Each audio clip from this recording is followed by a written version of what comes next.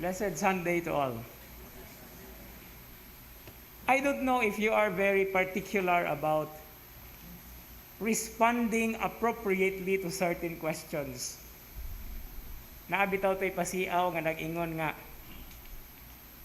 kumusta man ang iyang bagong giibid-ibiran o giiring-iringan? No? Guwapa ba na siya? Ang tubag, oo, buutan. No? Palihis nga tubag ba? Why am I saying this? Not because I always want people to laugh at my jokes. I'm not a good one. My father used to be. But naliwat siguro ko, wala ba? Depende.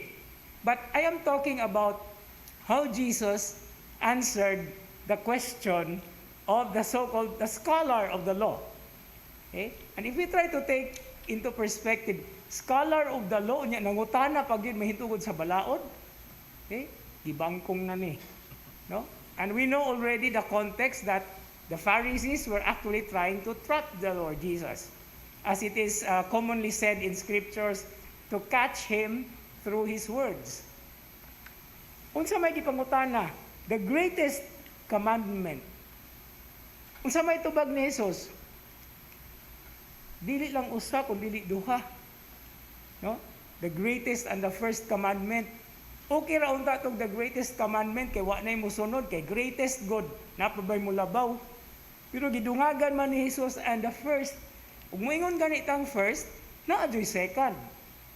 Muna karon ang konteksto sa atong ebanghelyo. And this is actually just kung atong ibutang sa konteksto sa mga Hudiyo, mura ra ni siya og kanang gitawag og rhetorical exercise nganuman usaga ni ka Hudiyo, di nakakinahanglang pangutan-on pa kung unsa ang balaod, ang kinatasan, ang kinadak-an nga balaod. Nganuman, ang tubag ni Jesus, mauna ang kadaadlaw nila nga ampuon. Samtang sila magtindog. Gitawag na sa mga Hudiyo og prayer nga amida or amada. Prayer that is actually said while standing. And they do not pray this once a day, but before each, what we call official prayer time of the day, which actually is like 7 times a day. Before they begin the prayer, they recite the Shema Israel. And I am a little bit proud with my students because under me, I always teach them the Hebrew text of this Shema Yisrael, Adonai Eloheinu, Adonai Echad. Nindot kayo ni siya nga inalitukon. Nga napag yung kanta ni ini. But this is just the first, this is only the first of the two commandments that actually is summed up by Jesus as love. Now, on the contrary, when Pharisees and the rabbis would take a look into the law, based on the 10 commandments, they present more than just 10 commandments in order to follow the law. Nganuman, muabot og 613 commandments. Gikan sa napulo, mahimo ng 613. Kay according to this, na ay 365 days of the year. And each day should be fulfilled by following a negative commandment. Unsa may negative commandment? You shall not.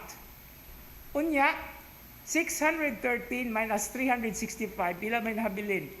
248. And the 248 are commandments that are positively formulated. And that is to sanctify each part of the body. Because according to them, there are 248 parts of the body. And each part should be sanctified by following a certain commandment.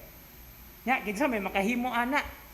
613, galisod bang gani tag tuman ug napulo. And so Jesus, what did he do? He summarized the 10 into 2. But it's not, that's the tradition. The Jewish people know this because the answer of Jesus is the summary of the law. But Jesus included and emphasized as well the second half of it, which is the love of neighbor as we love ourselves. So ang paghigugma di ay sa atong isig kaingon, dili lang sa silingan, kundi dili sa isig kaingon, is part of the greatest commandment. For the very simple reason that we cannot love the God we cannot see, but we can love the God we cannot see by loving each and every person who is created in the image and likeness of God. And as Christians, they are images of Christ. So matuman lang di ay nato in fullness, in full swing, ang paghigugma sa Dios nga dili makita, nga kanunay natong sabton, we love the Lord by going to church, okay? By following what He actually asked. Pero naay dimension, no, nga horizontal dimension, nga apil og langkob ang mga tao ang atong kaigsuunan, because that is the most concrete way of expressing our love to the God we cannot see. No? Mao baya gani ning nindot kaayo nga katapusan nga kanta sa musical nga Les Miserables, no? That to love another person is to see the face of God. No? So mao kani karon ang dako kayo nga hagit. And the first reading today presents to us in what concrete way we can love our neighbors. Unsa may gihisgutan sa first reading? The aliens, the foreign residents. The reason for that is because they themselves were also foreigners. Sa atong panahon karon, muna ang pinulungan nga immigrants. No? So, kita mahigugma usab dili lamang sa parihas nato, no? Mahigugma sa dili ingon nato, ay lain na po ng dili ingon nato, no? But the aliens, because even Filipinos can very much understand this perspective, no? Kadaghan na natong mga Pilipino, mga langyaw usab. And then the next category, the widow, the poor, and the orphans. And who are these? In the context and language of the Old Testament, they are the Anawim. Muna gitawag og Anawim, ang mga kabus, ang mga balo, ug ang mga ilo. Because they only have an only God on their side. Muna nga miingon sa first reading, kung inyo silang panamastamasan, I will be against you. Because when they cry out to me, I will surely answer their cry. And this is what it means to love our neighbor. Walay gipili, upon sometimes we have to also be sensitive about how people react to us. But not in a violent way, but not in a cold-shouldered manner, but by understanding that these two are like us, because we are created in the image and likeness of God.